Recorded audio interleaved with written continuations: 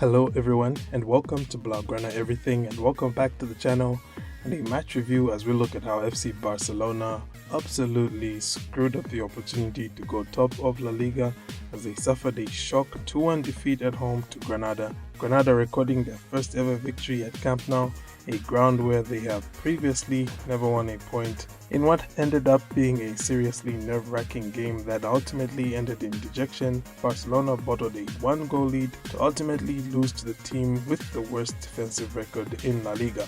As a result, Barcelona remain in third place, 2 points behind Atletico Madrid and only 1 ahead of Sevilla in fourth, who are suddenly very much in this title race. So, in this video, I'll quickly look at how the teams lined up, then we'll talk about Barcelona's performance on the night, and we'll discuss negatives and positives from the game, as well as pick the man of the match.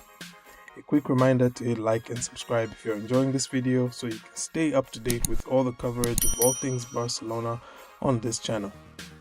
Let's go ahead and look at how the two teams set up. Barcelona set up in a 3-5-2 with the following players. In goals, Marc-Andre ter Stegen, a back three of Umtiti, Piqué and Mingueza, with Jordi Alba and Sergio Roberto in the fullback areas, the midfield three of Busquets, De Jong and Elias Moriba, with Messi and Griezmann up front.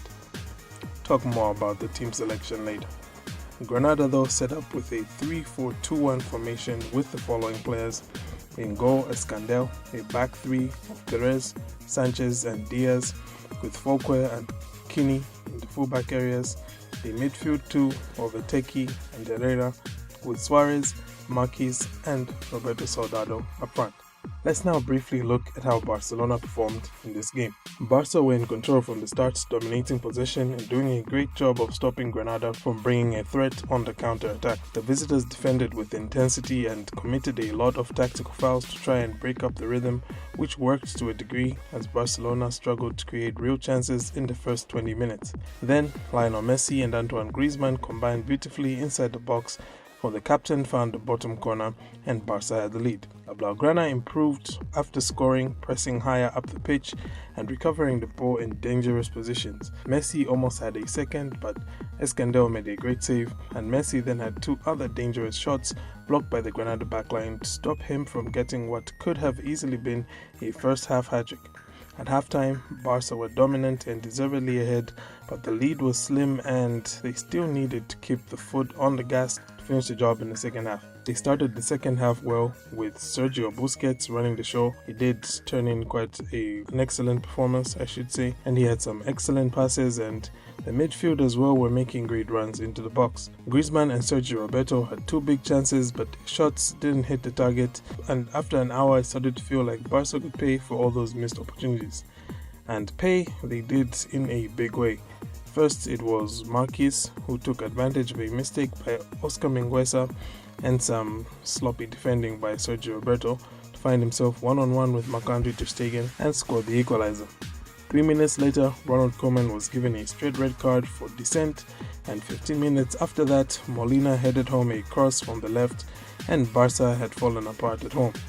They had 10 minutes to find at least an equalizer to still control their destiny, but Barcelona had a lot of desperation and zero ideas. The final whistle came to end a disaster night for La Blaugrana. They are still alive in the league, but at this point it's very much out of their hands. Alright, I will now get into my negatives and positives from the game. I'll start with my negatives, of which there are quite a number. I'll try to get through them as quickly as possible. First up, shambolic defending. If you had asked me prior to kickoff what our best defensive setup was, I'd definitely not have said any backline with Roberto, Umtiti and Piqué playing at the same time. It was poor judgment to have all of them on the pitch at the same time, but an even worse piece of judgment was leaving them out there for the whole 90 minutes, which brings me to my second negative, a disaster class from Koeman. I don't use words like disasterclass very often, if ever, but I think that this is exactly the sort of performance for which the phrase was coined. Not only did Koeman's rotations not make sense on the day, but his substitutions were all the more chaotic as he pulled out the best performing players, players like Busquets, Elias and Mingueza, and then he also continued to freeze out crucially useful players like Ricky Puig, but also he took way too long to make any kind of substitutions, and to top it all off, he lost his head after the Granada equalizer, leading to his red card, which, if you ask me, spread uneasiness through the team. And yeah, Disasterclass from the guy. But there's still time for one more negative, and once again, it was our dear friend wasteful finishing. For the umpteenth time, Barcelona have dropped points at home to a team that they were expected to have beaten. It was very much like the home games against Eibar and Cadiz. Once again, I said in my preview that Barca are not a team that keeps clean sheets because defensively we're a mess. So going into every game, the onus is upon our forwards to score more goals than the opposition. Unfortunately, our forwards turned up with the wrong pair of boots on once again, and at this point, there's nothing else to say other than Mr. Laporta, please sign a clinical number 9.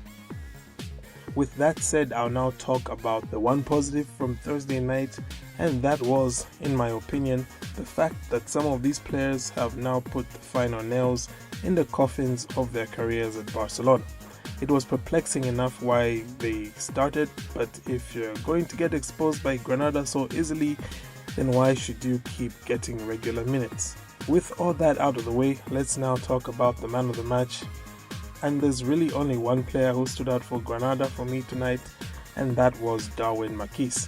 He took full advantage of Roberto's lack of pace to score a high quality goal for Granada, and he had the better of Roberto basically the whole night, which isn't really much of an achievement, but he did it, and yeah, that's the man of the match. Well, that does it for my match review, ladies and gentlemen. What were your thoughts on the match? Who was your man of the match? Feel free to leave your thoughts in the comments. Thank you for tuning in. Have a great day, and Forza Barca.